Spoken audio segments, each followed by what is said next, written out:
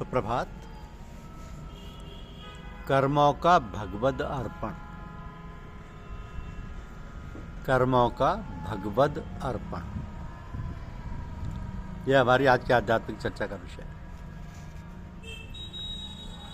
एक आवश्यक बात है कि व्यक्ति जो भी क्रिया करे परमात्मा को अर्पित करके करे। ये एक महान साधन है। व्यक्ति कुछ ना कुछ करता ही रहता है, अतः आवश्यकता इतनी भर है कि कर्मों के साथ साथ भगवद अर्पण भी की बुद्धि भी बना ली जाए। भगवद अर्पण से क्रिया पवित्र हो जाती है। दूसरी बात यह भी है कि जब अर्पण बुद्धि हो जाती है तो धर्म विरुद्ध क्रिया का होना भी रुक जाता है। बल्कि यों कहें तो अधिक उचित होगा कि सारी क्रियाएं अपने आप ही शास्त्र विहित बनती चली जाती है। फलत क्रिया आत्मोद्धार का मार्ग प्रशस्त कर दे। अब आत्मोद्धार के लिए भगवान के पवित्र नाम का स्मरण एवं जप अत्यंत प्रभावकारी होता है। विशेषकर कलयुग में तो यह एक सशक्त ध्रुव एवं सफल उपाय है। तो अपने कल्याण के लिए, सभी पापों का प्रायश्चित करने के लिए, चित्त वृत्त निरोध के लिए, अंतःकरण की शुद्धि के लिए, शाश्वत आनंद की प्राप्ति के लिए, जन्म मृत्यु जरा और व्याधि से हमेशा हमेशा के लिए छुटकारा पाने के लिए तथा जीवन का परम लाभ अर्थात भगवत प्राप्ति के लिए भगवान के किसी भी नाम का जप अत्यंत प्रभावशाली एवं कल्याणकारी साधन है। गीता में भगवान श्री कृष्ण ने अनेक स्थलों पर सदैव अपना स्मरण करते रहने के लिए उपदेश दिया है और आश्वस्त किया है कि ऐसा करने वाले व्यक्ति अंत में मुझे ही प्राप्त होता है और मृत्यु के अनंतर मेरे ही धाम में सदैव के लिए स्थान पा जाता है। एक और बात आवश्यक है कि आत्मोद्धार का इच्छुक व्यक्ति महात्माओं का संग करे। महात्माओं के हृदय के उच्चतम अनुभवपूर्ण भावों में अपने हृदय को मिला देना एवं उस भाव से स्वयं भावित हो जाना ही असली संग है। भगवत प्राप्त महापुरुषों के अनुभव युक्त वचनों में बड़ा प्रभाव होता है। उनका एक वचन भी जीवात्मा का उद्धार करा सकता है, किंतु ये आवश्यक है कि वह महात्मा वास्तव में महात्मा हो। सच्चे महात्मा के प्रति व्यक्ति में श्रद्धा का भी होना आवश्यक है। भगवान श्री कृष्ण का कथन है कि जितेंद्रिय साधन परायण और श्रद्धावान मनुष्य ज्ञान प्राप्त करता है तथा ज्ञान को प्राप्त होकर वह बिना विलंब के अर्थात तत्काल भगवत प्राप्ति परम शांति को प्राप्त कर सकता है। तो आत्मोद्धार के लिए विवेक भी आवश्यक है। क्या सत्य है, क्या असत्य, क्या आत्म है, क्या अनात्म, क्या विनाशी है, क्या विनाशी, क्या कल्याणकारक है, क्या पतनकारक। उक्त संबंधी भेद ज्ञान ही विवेक है। यह विवेक शास्त्र विचार एवं महापुरुषों के संग से जागृत होता है।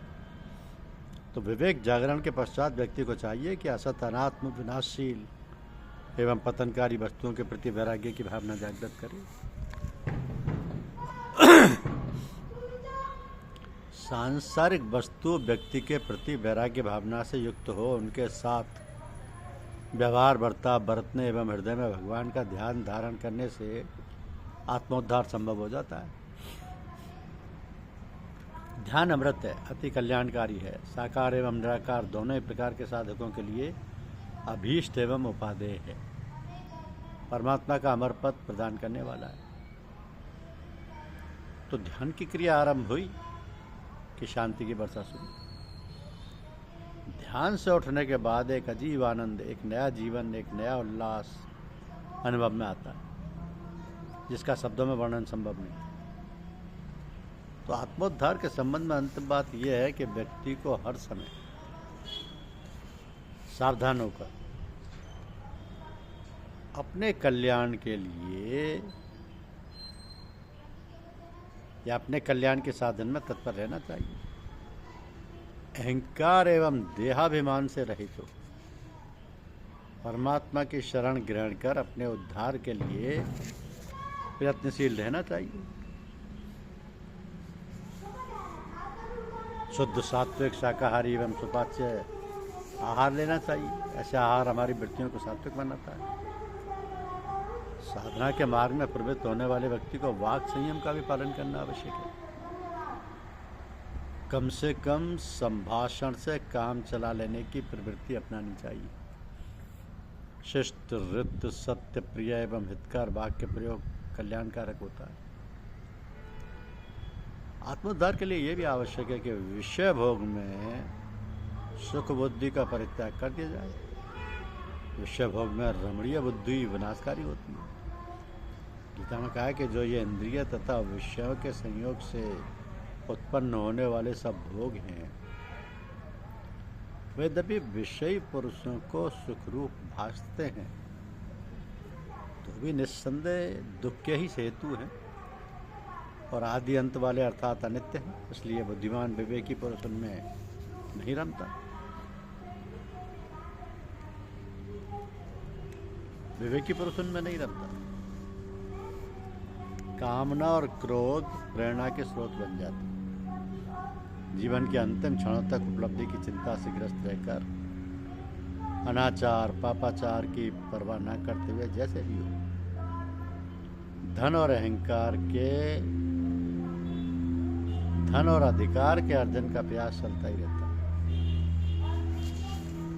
इसका परिणाम ये होता है कि व्यक्ति भगवान, आत्मा, परलोक, धर्म, कर्तव्य त्याग आदि उपयुक्त सद्भावों को त्याग कर भोग परायण बन जाता है। उसके जीवन के दो ही लक्ष्य रह जाते हैं, अर्थ और अधिकार। व्यक्ति इन दोनों की प्राप्ति के लिए उचित अनुचित एवं न्याय अन्याय का द्वंद्व छोड़कर प्रमत्त की भांति जुट जाता है। और इस प्रवृत्ति का अंतिम परिणाम क्या होता है? भगवान श्री कृष्ण ने गीता में इसका परिणाम बताया। वे कहते हैं कि ऐसे अपने में ही श्रेष्ठता का अभिमान रखने वाले गर्वोन्मत्त लोग धन, मान, मद से युक्त होकर मनमाने कार्य करते हैं।